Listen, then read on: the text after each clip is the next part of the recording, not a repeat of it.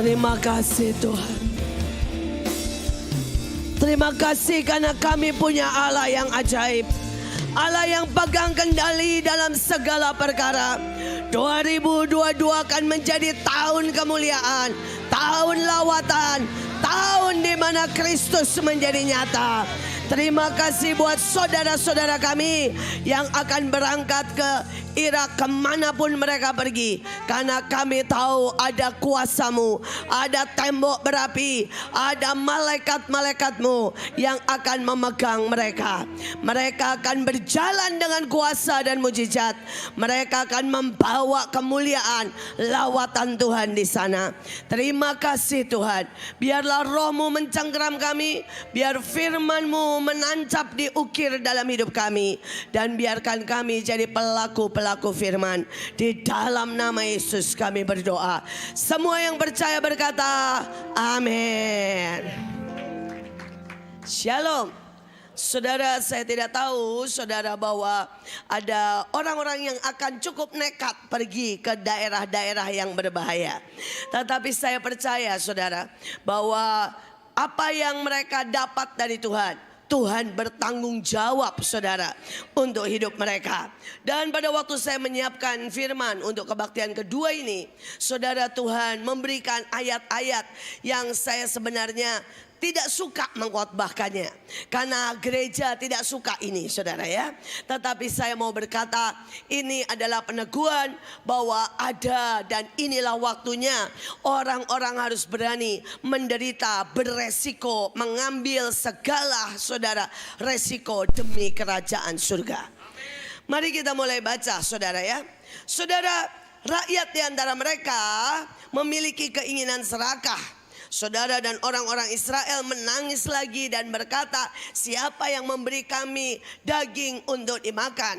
Saudara, setiap kali bangsa Israel hanya sibuk dengan keinginannya. Mereka hanya sibuk menangis saudara untuk apa yang mereka butuhkan. Saudara, dan seluruh dunia hari-hari ini sedang digiring ke sana.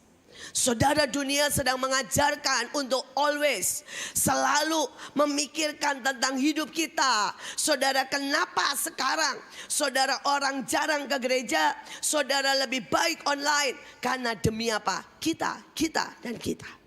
Aman. Yang penting sendiri. Dan tanpa sadar kita mulai dikotak-kotakan. Kita mulai dipisahkan. Kita diisolasi. Sehingga banyak orang, saudara, makin hari makin tertuju kepada dirinya sendiri. Saudara, ada beberapa yang tanpa sadar roh Tuhan saudara itu begitu dibatasi. Dan kita makin hari makin serakah. Kita makin ingin bebas. Saudara, mereka berkata begini, kami ingat ikan yang kami makan dengan bebas dan tanpa biaya di Mesir. Mentimun, melon, daun bawang, badang merah, bawang putih. Tapi sekarang nafsu makan kami hilang. Tidak ada apapun yang terlihat kecuali mana ini. Saudara, ada sebuah roh ya, yang selalu ingin bebas dan tidak bayar apa-apa. Padahal kekristenan, saudara, kita ada di sini karena dibayar sangat mahal oleh Yesus Kristus. Dan setelah Yesus membayar kita, maka sebenarnya kita tidak punya hak untuk diri kita sendiri. Tapi hidup kita sepenuhnya milik Kristus. Saudara, dan selebihnya kita ini harus belajar membayar harga untuk next level saudara. Untuk melayani orang lain. Untuk saudara makin hari makin berkenan di hadapan Tuhan. Saudara, untuk kita bangun tembok untuk bangsa Indonesia. Untuk membawa lawatan dan sebagainya. Tapi apakah kita masih mau? Ataukah kita kena spirit yang sama dengan yang orang Israel punya? Yang pertama, selalu soal diri kita.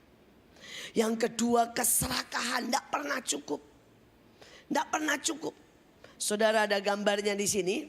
Ini sebagai sebuah ilustrasi saja. Saudara mengucap syukur, bersyukur, saudara atau beriman atau bersukacita itu pilihan. Ada orang bisa punya satu bunga dan dia menari. Saudara, tapi ada orang punya satu kebun dan tetap menangis. Dengan alasan apapun, saudara. Saudara, hidup ini pilihan. Ya. Tapi apa yang kita pilih hari ini? Kita pilih mau egois. Kita pilih mau serakah. Yang punya motor berkata, saya belum punya mobil, Tuhan gak kasih saya mobil. Saudara yang punya mobil berkata, ya mobil saya masih kuno. Saudara, tahukah kita memilih pengucap syukur? Saudara, ada sebuah roh lain yang dilemparkan di dunia. Yaitu roh keliaran, saudara. Berontak dan pengen bebas. Saudara, hari-hari ini semua orang berkata, ini urusan saya. Saudara, dan sangat susah untuk dikendalikan. Saudara, bahkan di gereja banyak orang yang berkata selalu, ya gereja cuma bisa menyampaikan. Tetapi hak kita dong buat kebaktian atau tidak. Hak kita dong buat ikut Tuhan atau tidak. Hak kita dong ya buat saudara pilih pacar. Hak kita dong buat menentukan apapun. Saya bersyukur saya punya ayah yang dari sejak saya kecil. Dia selalu berkata, kamu gak punya hak apa-apa. Karena yang menentukan apapun dalam hidupmu adalah Tuhan. Dan pada waktu saya umur 7 tahun. Saudara, hari itu saya kena meningitis. Saudara, dan saya koma 40 hari. Dengan panas, saudara, lebih daripada 42 derajat Celcius. Saudara, dan dokter menyerah. Dokter berkata bahwa saya tidak akan hidup. Kalaupun hidup saya akan menjadi seperti mayat. Saudara, tidak akan bisa berpikir, lumpuh, tidak akan bisa melihat. Saudara, dan hari itu ayah saya mengambil sebuah keputusan yang sangat dramatis. Dia mengeluarkan saya dari rumah sakit dan dia berkata, Tuhan, kalau mati, matilah. Tapi kalau engkau mau menyembuhkan dan memakai dia, biar kuasamu dinyatakan. Toh kuasa dan cara dokter sudah tidak ada yang bisa menolong. Saudara, dan saat itulah Tuhan bekerja dengan sangat ajaib. Saudara, ayah saya berdoa, ayah saya berpuasa bersama banyak orang. Tetapi dalam keadaan koma saya dibawa ke surga. Saudara, saya berdiri di pintu gerbang surga, saya belum masuk surga. Tapi saya bisa melihat apa saja yang di dalam. Karena itu saya bilang surga itu real. Lebih real dari apa yang hari ini dunia tawarkan, saudara. Saudara, hari ini dunia menawarkan metaverse. Saudara, dunia menawarkan, saudara, begitu banyak ilusi. Saudara, saya tuh hari-hari ini sedih karena anak-anak kita, generasi kita ditarik ke dunia ilusi. Saudara, coba saudara nih ya, kalau saudara yang punya anak-anak, kemudian punya iPhone, saudara ketik aja. Berapa jam, itu ada saudara aplikasinya. Berapa jam sebenarnya saudara pegang handphone. Nanti saudara akan malu saudara. Karena ternyata kita pegang handphone berjam-jam saudara. Saudara nanti coba aja, saudara ada aplikasinya, cuma banyak orang tidak mengaktifkan dan malu. Berapa kali saudara buka handphone dalam satu hari. Nanti saudara akan tahu ribuan. Saudara, dan itu memalukan. Orang buka Alkitab sehari enggak sekali. Tapi orang buka handphone sehari bisa ribuan. Saudara, kenapa? Orang sedang di-drive, ditarik. Saudara masuk dunia ilusi. Mereka punya teman di situ, dunia maya. Namanya saja sudah dunia maya, betul kan? Saudara, mereka pacaran di dunia maya. Mereka berteman dan seringkali namanya nama samaran. Wajahnya pun wajah bayangan. Saudara, nenek-nenek wajahnya remaja putri umur 17. Saudara, itu dunia maya. Saudara, itulah keliaran, kebebasan yang membuat banyak orang, saudara, tertipu, terjebak di situ. Saudara, bayangkan lebih lagi. Ya, hari ini saudara bisa beli tanah di dunia maya. Saudara bisa beli rumah di dunia maya. Ya, saudara, dan lebih lagi, saudara lihat hari-hari ini orang ambil boneka dan dirawat. Saudara, beberapa orang beli anjing, robot dan dirawat. Ada sesuatu yang sangat mengerikan. Tapi saya mau balik berkata, kita orang-orang yang ada di dunia real menghadapi dunia dengan kuasa Kristus. Dan lebih lagi, siapkan dirimu untuk masuk satu dunia kekekalan yang namanya adalah surga. Siapkah kita dan generasi kita memasuki, saudara, ya, sebuah kenyataan dan lebih lagi masuk dalam sebuah kekekalan.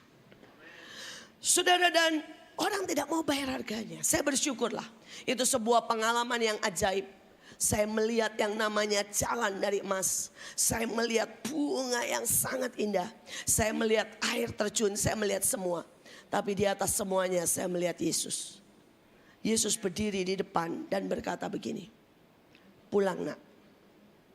Tapi kamu ingat. Hari ini seharusnya kamu meninggal. Hidupmu bukan kamu lagi. Tapi hidupmu adalah milik Kristus. Sejak Tuhan ngomong begitu, tiba-tiba saya bilang, belum sempat jawab.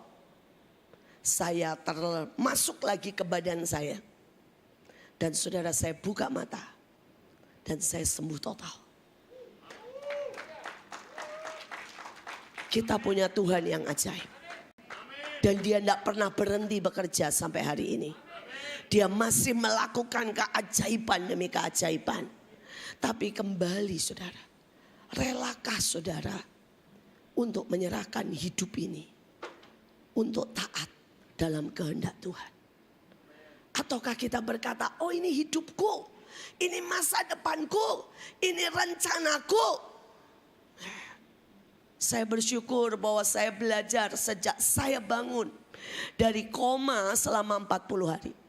Saya berkata, ini hidupmu Tuhan. Ini rencanamu. Dan dia menetapkan sampai hari ini. Saudara, enggak ada yang rugi. Enggak ada yang salah kalau kita mengikuti Tuhan. Saudara, saya bersaksi pada waktu itu. Saudara, pada waktu saya di Belanda, saya memilih jodoh. Ceritanya ada banyak jodoh, banyak orang yang mencoba saudara mendekati saya. Ya saudara, ada yang konglomerat, ada yang WL saudara, ada yang sangat pandai. Saudara, dan buat saya mereka bagaikan ya pangeran-pangeran dengan masa depan yang gilang gemilang. Tapi saya tetap harus bawa di hadapan Tuhan. Saya bilang, Tuhan yang mana ini? Ya, dari 3 yang haleluya luar biasa menggiurkan. Ya, satu konglomerat saudara. Saudara, dan bayangkan ya, kalau saya ulang tahun sampai hari ini saya tetap dalam tanda kutip terpesona dan tergila-gila sedikit. Ya, saudara, kalau saya ulang tahun, dia naksir berat sama saya. Saudara, dia terbang, dia sekolahnya di Hawaii. Saudara, saya sekolahnya di Delft, Belanda. Saudara, dia terbang dari Hawaii ke Belanda. Di hari saya ulang tahun. Mesranya, haleluya, puji Tuhan. Saudara, dan dia beli bunga. Kamar saya kecil saudara, 3x4. Saudara, dia beli bunga itu enggak 1. Dia beli bunga saudara mungkin 4, 5, 6. Yang segede 2 kali lipat dari sebesar itu. Sampai kalau saya ulang tahun, saya nggak bisa bergerak di kamar sendiri saudara. Penuh bunga. Saudara, dan dia akan datang dan berkata, oke, hari ini mari kita habiskan dengan semua yang kau suka. Aku akan bersamamu. Coba saudara, siapa perempuan yang gak gelepek-gelepek kena itu? Saya benar-benar gelepek-gelepek saudara secara manusia. Tapi sekali lagi saya punya deal dengan Tuhan. Bahwa saya tidak akan memutuskan apapun di luar kehendak Tuhan. Jadi saya bilang, Tuhan, oke, bicara Tuhan, mana jodohku? Saudara, dan hari itu saudara, Tuhan itu bicara sangat jelas di dalam mimpi. Ada 3 orang ini. Dan dalam mimpi Tuhan bilang, bukan mereka semua. Tapi dia yang di belakangmu. Saya noleh ke belakang. Saya lihat seseorang pendoa syafaat persekutuan kami yang naiknya sepeda butut. Saudara, saya noleh, saking syoknya bangun seketika saya. Saudara, tapi hari itu saya nggak bisa pungkiri. Saya bilang begini, Tuhan, saya ini udah telanjur janji bahwa saya akan berkata ya buat semua yang kau tetapkan. Saya bilang kalau orang itu datang dan berkata kamu jodoh saya tidak bisa tidak bisa melawan. Tapi kalau dia nggak datang, kan saya perempuan ya, bukan salah saya. Saudara, ini pendoa syafaat, ambil doa puasa. Buat kebaktian, buat persekutuan, bukan buat jodoh. Saudara, pada waktu doa syafaat dapat suara Tuhan. Pulang dari doa puasa Esther seperti yang biasa pastor buat. Saudara ya, semoga yang lain tidak mengalami seperti saya. Saudara, ini pulang puasa, doa puasa Esther. Dia ke rumah saya dan dia bilang begini, ambil kertas 2, ambil ballpoint 2. Saya ambil kertas 2, ballpoint 2, dan dia bilang gini, tulis di kertas itu apa yang kamu dapat tentang kita. Saya juga akan tulis. Kalau sama jadi, kalau tidak sama anggap ini tidak pernah ada kejadian apa-apa. Saya diem, aduh mateng deh ini. Akhirnya saya tulislah saudara. Saudara, nama dia itu Benyamin Paul Wenas. Saya tulis Benyamin Paul Wenas adalah jodoh saya. Saya gulung. Dia juga tulis. Terus dia bilang begini, tukar. Ya, kita baca sama-sama. Tukar, baca. Pada waktu saya buka punya saya, dia tulisnya begini, Indriati Cipto Purnomo adalah jodohku. Saya nggak bisa mungkir. Saudara, jangan harap dia romantis. Dia ngomong gini, oke, mulai sekarang kita pacaran. Saya pulang. Pulang dia, saudara. Saya sampai berkata, Tuhan, kenapa kamu kasih yang begini? Yang satu romantis banget. Belum lagi yang pemimpin pujian. Oh saudara, kalau sore hari ya bawa gitar ke rumah saya. Ini cara pacarannya. Cara mendekati, bukan pacaran. Dan dia bilang, yuk nyembah Tuhan. Kan elegan banget ya. Yang ini cuma bilang, udah ya kita jadian, pacaran ya. Mulai sekarang pacar saya kamu. Udah pergi. Tapi orang itu hari ini jadi suami saya. Dan setiap kali kami sudah menikah lebih dari 35 tahun. Saudara, saya sudah punya cucu 2. Ya, gini-gini sudah oma saya saudara. Saudara, dan sekarang saya bisa menoleh dan berkata, Tuhan pilihanmu ajaib. Saudara, semua yang saya taksir mati muda saudara. Saudara, semua ini loh yang saya taksir. Yang satu kena kanker, satu kena jantung saudara ya. Satu saudara kena hepatitis. Saya bilang gini, pantes Tuhan gak kasih jodoh. Kalau enggak gue udah janda sekarang. Sedangkan suami saya ini yang pendoa syafaat yang naik sepeda. Puluh saudara, sehatnya haleluya. Saudara, dan sampai hari ini dia mendukung doa semua pelayanan saya. Sampai hari ini saudara, dialah bapak yang baik, suami yang baik saudara ya. Saudara bayangkan, kalau saudara jadi suami saya belum tentu tahan. Saudara, sepanjang kami menikah, setiap hari Minggu saya keliling khotbah. Dia gak pernah ditemenin sampai orang berkata begini, Pak, Bapak itu punya istri atau enggak sih katanya ya. Kenapa kebaktian selalu sendiri? Saudara, dan dia tidak pernah melarang saya kemanapun saya pelayanan. Dia nggak pernah jadi beban. Dia bahkan support bulanan setiap kali seberapapun pelayanan kami. Saudara, dan saya cuma berkata, Tuhan, selalu pilihanmu is the best. Mungkin yang pertama kelihatannya padang gurun. Tapi bukankah dia membuat di tengah padang gurun jadi kebun buah-buahan. Tapi apakah kita mau menyerahkan hak kita kepada Tuhan? Atau kita lebih percaya pertimbangan manusia?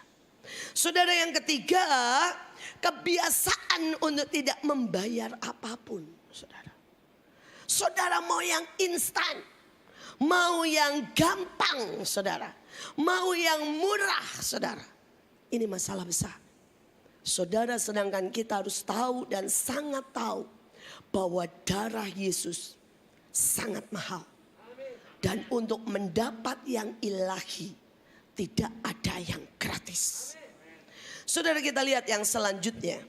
Ya, saudara, di dalam Yesaya 38 ayat 11, sebab dunia orang mati tidak dapat mengucap syukur kepadamu, dan maut tidak dapat memuji-muji engkau.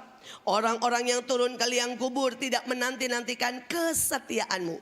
Dunia orang mati dan kebinasaan di dalam Amsal tidak pernah puas. Demikian mata manusia tidak pernah puas.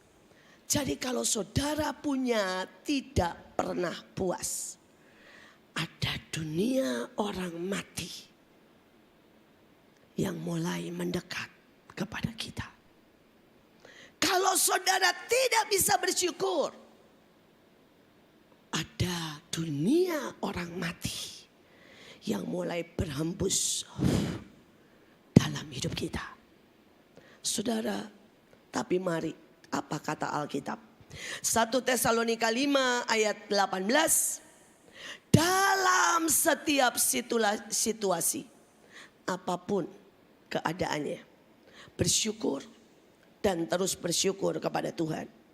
Karena ini adalah rencana Allah yang sempurna untuk Anda, untuk saya dalam Kristus Yesus.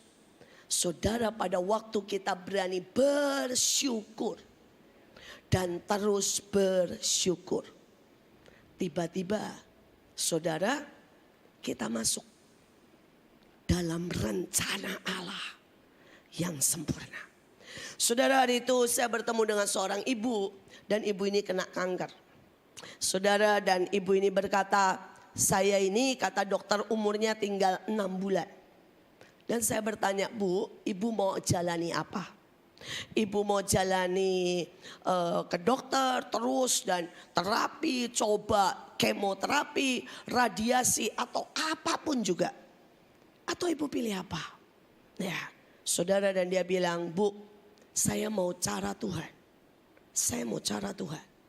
Saudara, dan saya mulai berkata, saya berdoa dan saya bilang ini cara Tuhan. Bukankah dokter sudah give up? Dokter sudah bilang 6 bulan tinggal waktunya.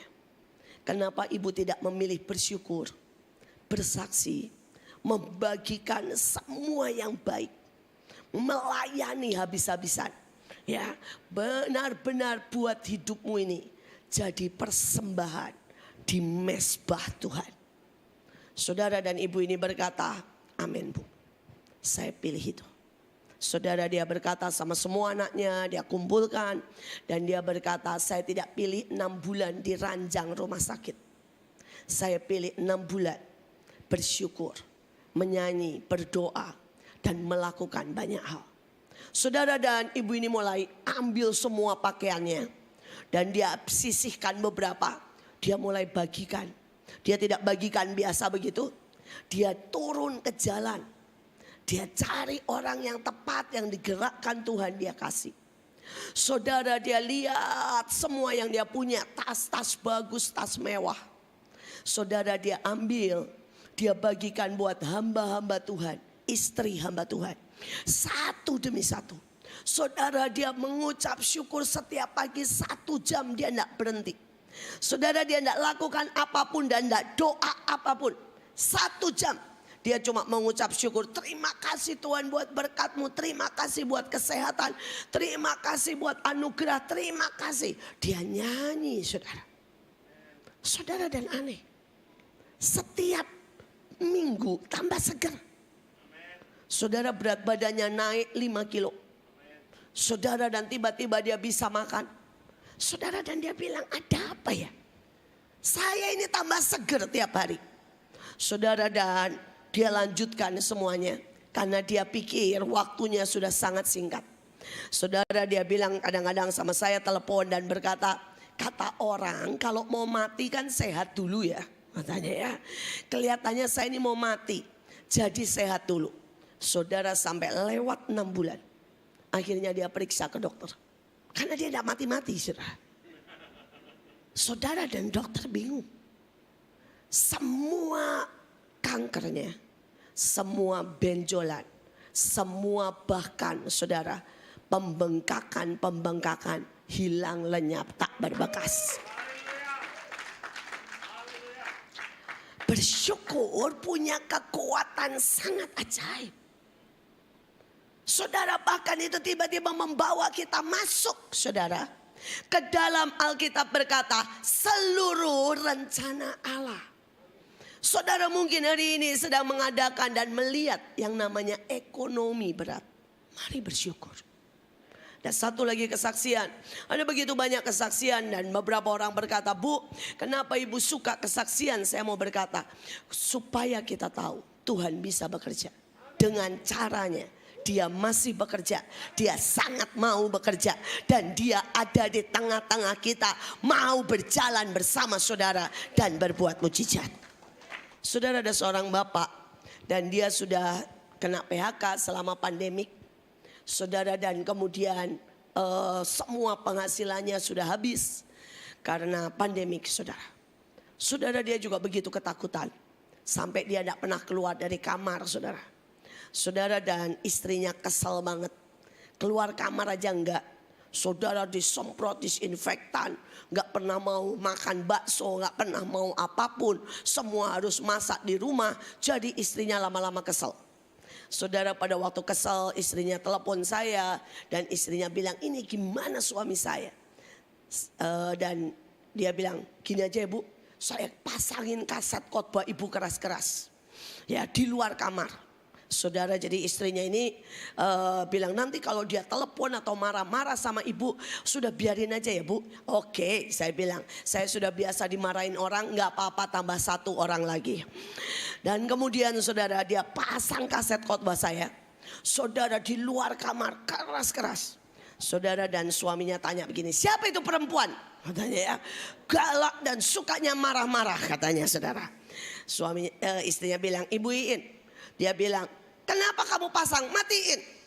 Istrinya bilang, kalau kamu mau matiin keluar dulu, makan dulu sama saya, belanja dulu ke mall, baru saya matiin. Saudara, suaminya kesel banget. Tapi istrinya pasang pagi siang sore. Saudara, dan hari kesekian, saya nggak tahulah kapan, tiba-tiba suaminya bilang begini, lama-lama gue pikir yang dia ngomong benar juga, udahlah saya coba. Istrinya bilang, coba apa Pak? Masak 20 ya. Dia bilang 20 nasi bungkus sama telur sama apa? Masak. Kita akan keluar. Kita akan cari orang yang membutuhkan dan lebih menderita dari kita. Saudara, dan istrinya kaget. Tapi istrinya lakukan, masak. Kemudian bawa nasinya, bawa saudara minum. Dan dia mulai jalan. Istrinya bilang, tuh Pak, kasihan, kasih. Belum. Kata Bu Iin, harus tanya Tuhan. Katanya ya. Ini tiba-tiba suaminya, saudara, lebih saudara serius daripada saudara istrinya. Saudara, dan singkat cerita, dia bagi di sini sampai seminggu. Tiap hari. Saudara, dan suaminya bilang, heran ya. Setiap kita keluar membagikan makanan dan saya berdoa dan bersyukur, saya makin free di dalam. Dulunya saya depres, dulunya saya rasa badan saya sakit, enggak sakit juga rasanya kepala pusing. Tapi sekarang tiba-tiba saya merdeka, sehat, segar. Saudara, dan minggu kedua suaminya tiba-tiba bilang ini, Tuhan bilang ke daerah pelabuhan. Saudara, singkat cerita, dia bagikan makanan ke daerah pelabuhan. Dia doakan orang, hari pertama, hari kedua, hari ketiga dipepet, saudara, sama mobil. Suaminya bilang, waduh, rasanya kita ini nggak boleh nih. Jangan-jangan ini daerah tertutup, dan wah, sudah khawatir lagi lah. Istrinya bilang, tenang aja, bersyukur, ingat bersyukur. Dia mulai bersyukur, terima kasih Tuhan. Kalau ketangkep terima kasih Tuhan, apapun terima kasih Tuhan. Saudara, singkat cerita dibawa ke kantor. Dan ternyata orangnya bilang, Pak, saya 3 hari melihat Bapak membagikan makanan. Berarti Bapak pengangguran. Suaminya ngelihat kurang ajar juga nih ya. Dia bilang, tapi Bapak 3 hari membagikan makanan. Berarti Bapak orang baik. Saya juga lihat 3 hari. Bapak turun ngobrol sama orang-orang itu dan mendoakan. Berarti Bapak low profile. Saya 3 hari lihat Bapak datang bagiin makanan pakai mobil yang lumayan. Mobilnya saudara lumayan lah, menengah ke atas. Jadi saya tahu Bapak nggak miskin. Terus dia bilang, terus saya ini baru kehilangan manajer Pak. Yang menguasai semua barang. Saya butuh orang jujur. Saya butuh orang baik. Bapak mau nggak? Dia meninggal karena COVID. Dia bilang, Bapak mau nggak isi? Susah cari orang jujur nih. Karena Bapak kasih makanan 3 hari, saya tahu Bapak orang baik. Dia bilang, Bapak mau nggak? Dia bilang, mau Pak. Saya memang benar kehilangan pekerjaan karena pandemik. Saudara dan Bapak ini dibilang, saya tahulah dari mobil Bapak. Saya nggak mungkin kasih gaji sedikit. Saudara, dia dapat gaji 2 kali lipat dari gaji sebelumnya. Saudara mengucap syukur. Membuat saudara balik ke plan Tuhan. Tapi ada banyak orang memilih marah.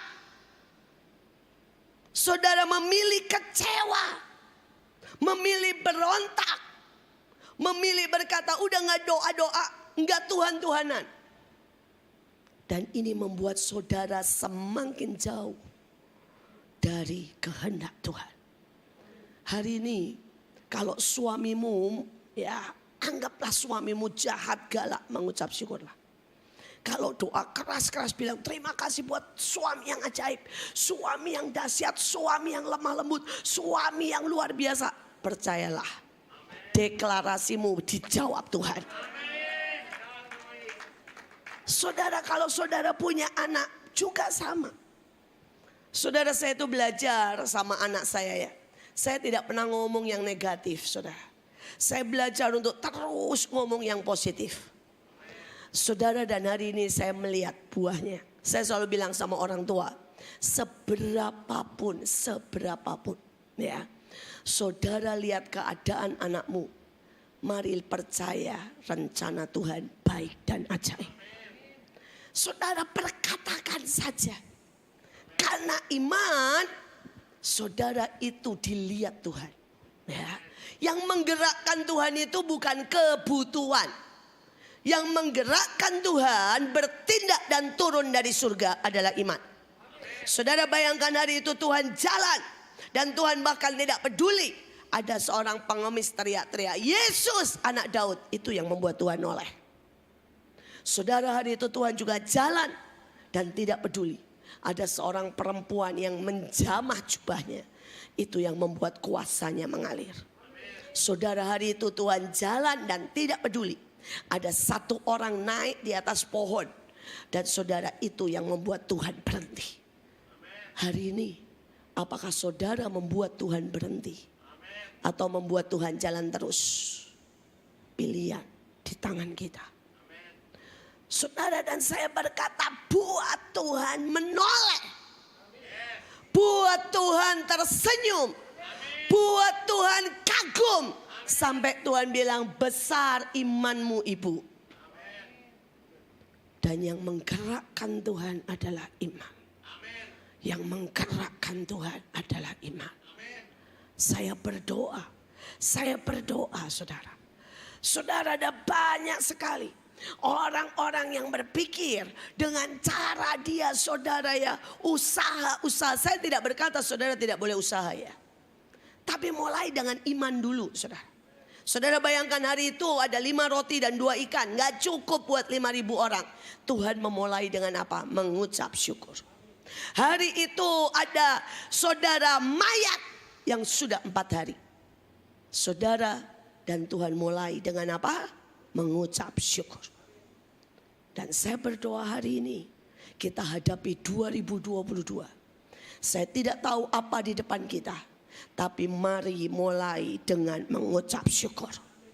Pada saat saudara bisa mulai dari ngucap syukur ini di dalam. Sampai saudara ya, ada luapan iman yang berkata, Tuhan Engkau baik. Engkau pegang kendali. Engkau yang bawa kami ke dalam rencanamu yang sempurna. Saya suka bilang kepada banyak orang, terlalu banyak bicara dengan anak, dengan istri, dengan suami itu gak menolong. Tapi saudara banyak bicara dengan Tuhan itu sangat menolong. Saudara banyak orang terlalu banyak ngomel saudara. Dan anaknya makin lari. Percayalah saya punya 2 anak laki-laki yang super keras kepala saudara. Saudara super antik dan nyentrik saudara. Saudara pada waktu mereka kecil, buat bapak ibu yang masih punya anak kecil, jangan khawatir. Anak saya rasa lebih haleluya daripada anak bapak ibu. Saudara bayangin ya, anak saya yang pertama ya. Saudara saya bangga banget dengan dia. Pada waktu kecil masuk kelas saudara.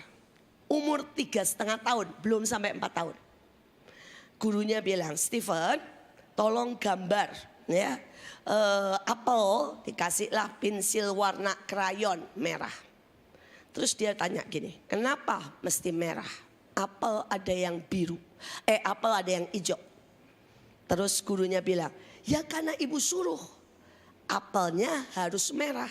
Saudara tahu, itu pensil ditaruh. Guru bodoh katanya, keluar. Di luar, gak mau masuk sampai selesai. Saya jemput, saya bilang, kamu kenapa di luar? Gurunya bodoh, cuma tahu apel merah, gak ada apel hijau katanya. Padahal gurunya cuma bilang kali ini apelnya harus merah. Saudara ya, dia gak mau. Saudara sekeras kepala itu anak saya. Saudara, dan itu bukan satu-satunya masalah. Sampai saudara ya, sampai kelas 2, kelas 3. Apapun gurunya ngomong, dia semau dia. Tapi setiap kali saya cuma berdoa, Tuhan jadi rencanamu. Jadi rencanamu. Saya berdoa, saya bilang anak hebat, anak ajaib, anak luar biasa. Saudara, dan hari ini, saudara, dia jadi pengusaha yang sangat diberkati. Saudara, dia dengan kekeras kepalaannya. Saudara, dia pergi ke UK tanpa uang 1 sen pun. Dan dia bilang, saya akan pergi ke UK. Saya akan belajar, pulang bawa S2 juga bawa uang. Dan benar saudara, dia pulang bawa uang dan bawa S2. Kadang-kadang saya berpikir gini, ini anak kenapa ya keras kepalanya, haleluya puji Tuhan. Tapi Tuhan pakai. Kalau kita bersyukur, Tuhan bawa saudara ke dalam apa sekali lagi rencana Tuhan. Yang kedua saudara, ini lebih nyentrik lagi. Saudara, dia dari kecil belajar samaan sama kokonya. Kalau umur 4 tahun dia bilang begini sama mama, sama saya. Mama, saya gak mau TKB. Saya mau masuk sama kokoh kelas 1. Saya bilang, Jos, namanya Joshua pernah khotbah di youth. Saya bilang, Jos, semua orang dari TK harus TKB. Dia bilang, Mama gak bisa ngerubah peraturan. Dia bilang, oke, kalau gitu saya ngadep guru. Dia ngadep guru loh saudara. Anak umur 4 tahun. Saudara, dan dia bilang, kasih saya semua pertanyaan. Kalau saya gak bisa jawab, saya mau TKB. Kalau saya bisa jawab, saya mau TKA. Saya mau kelas 1. Singkat cerita, dia bisa jawab. Gurunya gak bisa menyerah. Saudara, gurunya akhirnya menuruti dia. Masuk kelas 1. Saudara, nah kelas mulai besar. Kalau gurunya menyebalkan, dia akan ngoceh sendiri. Dan gurunya sering bilang itu anak double pribadi.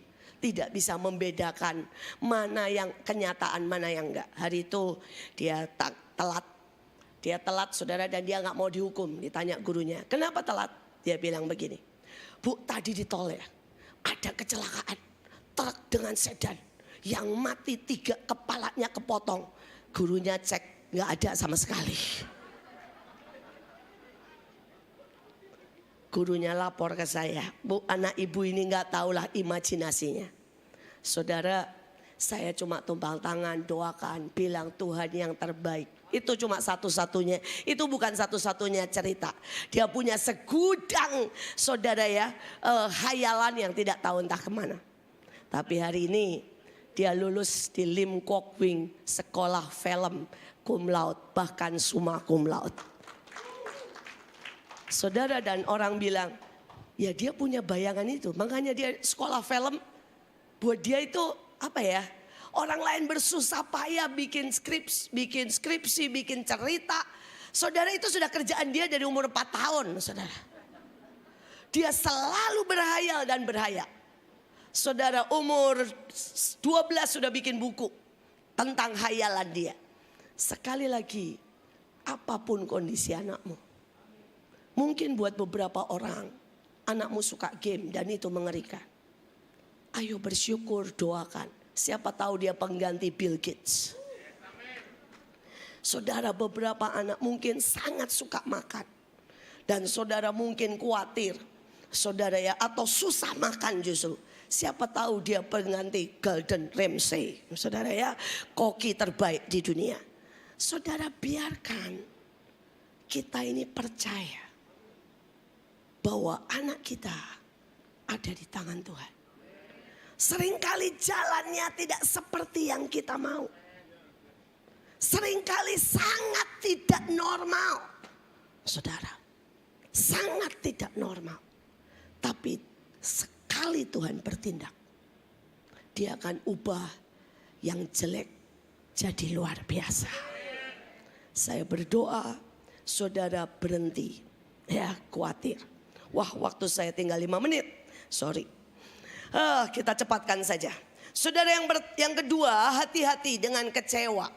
Saudara, di dalam Markus 10 ayat 22, mendengar perkataan itu ia menjadi kecewa, lalu pergi dengan sedih sebab banyak hartanya.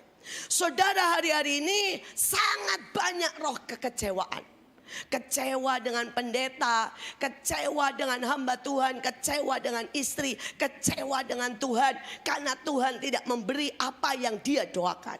Saudara, saya mau berkata, ada banyak orang, saudara ya, pindah dari satu gereja ke gereja lain karena mereka berpikir ada gereja yang sempurna. Tapi saya mau berkata, selama kita hidup tidak ada yang sempurna dimanapun. Ada banyak orang yang menjelekkan pendetanya. Saudara, kita ini manusia. Jadi pendeta itu susah loh, saudara. Kalau gemuk dibilang rakus, kalau kurus dibilang kurang diberkati. Saudara, kalau kita kaya, saudara ya, dibilang ambil duit jemaat. Kalau kita miskin katanya nggak punya iman, saudara. Saudara, kalau kita care dibilang cari muka, saudara. Kalau kita keras dibilang diktator. Saudara mau gimana?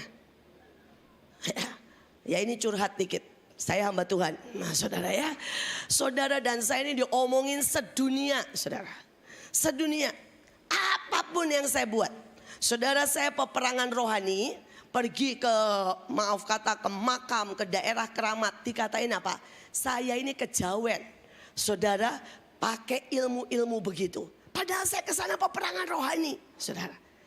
Saudara, kemudian, saudara, pada waktu saya naik ke gunung, naik ke atas deklarasi. Saudara, patok. Saudara, Alkitab itu penuh dengan kata patok, bahasa aslinya. Setiap kali saudara, Yakub, saudara dari satu tempat, dia bangun yang namanya batu. Itu dalam bahasa aslinya artinya patok. Patok artinya apa? Di tempat itu ada perjanjian antara kita dengan Tuhan. Ada sesuatu yang kita berkata ini tempat menjadi milik Tuhan. Dan tidak boleh lagi orang berkuasa yang negatif di tempat itu. Saudara, tapi mereka saudara terus berkata, wah Ibu Iin ya pakai menggabungkan dengan aneh-aneh. Saudara, padahal itu Alkitabiah. Ada lagi satu hari itu saudara saya kebaktian pakai dupa, saudara, pakai kemenyan. Saudara, ini pendeta loh, saudara.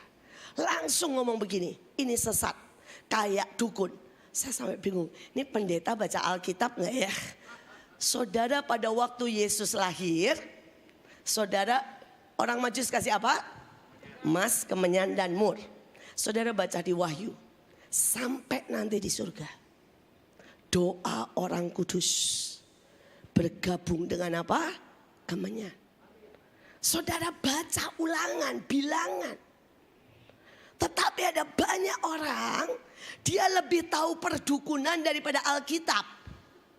Saudara, dukun iblis itu meniru kita. Tetapi kita melakukan dalam kebenaran. Ada banyak orang. Tapi saudara, persoalannya bukan itu. Persoalannya begini, saudara bisa menjadi kecewa dalam pelayanan. Saudara bisa menjadi kecewa, saudara, dalam pekerjaan, dalam keluarga. Tapi saya berdoa tahun ini jangan menjadi orang yang kecewa. Tapi ayatnya berkata begini. Matius 11 ayat yang ke-6, saudara. Matius 11 ayat yang ke-6, saudara, dalam terjemahan The Passion dikatakan blessing of heaven comes to those who are not offended over me. Siapa yang tidak menjadi kecewa, blessing, saudara, dari surga turun. Bisakah saudara hari-hari ini, ya, jangan kecewa, tapi pilih untuk tetap percaya, punya passion yang menyala-nyala buat Tuhan. Bisakah saudara berkata apapun yang terjadi itu baik? Saya bersyukur dengan ayah saya yang memberi contoh.